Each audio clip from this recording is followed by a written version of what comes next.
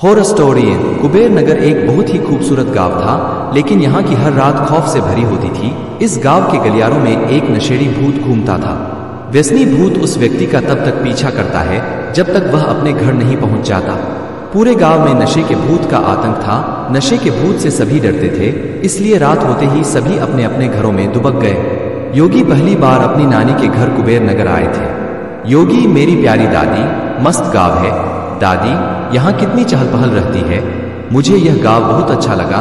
दादी, अच्छा, इस गांव में जब तक उजाला है तब तक सब ठीक है, अंधेरा होते ही ये गांव वीरान हो जाता है। योगी, क्यों?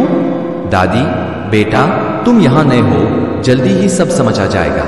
योगी, पर क्या दादी माँ, इस गांव में रात में एक भूत घूमता है, एक नशेड़ी भूत। योगी, क्या दादी? कुछ भी।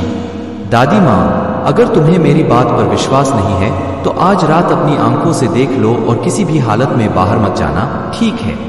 योगी, ठीक है दादी, आज तुम मुझे भूत दिखाती रहो। दादी और योगी ने साथ में खाना खाया और दोनों अपने अपने कमरे में सोने चले गए। आधी रात को योगी एक आहट से उठा।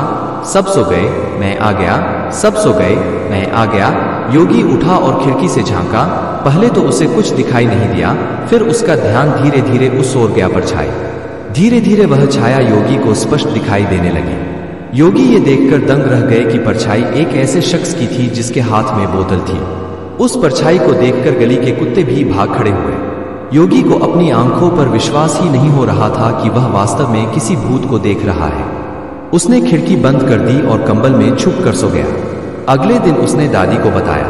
योगी, दादी, कल रात मैंने उसे खिड़की से देखा था। दादी, मैंने तुमसे कहा था, अब बस इतना याद रखना कि रात को घर से बाहर मत निकलना। योगी, पर दादी माँ, कौन है ये नशे का भूत? क्या है इसकी कहानी? दादी, मुझे वो सब नहीं पता, तुम जाकर शिव काका से पूछ लो। योगी कथा पूछने शिव काका के घर गए। शिव काका, अरे योगी बेटा, तुम कब आए?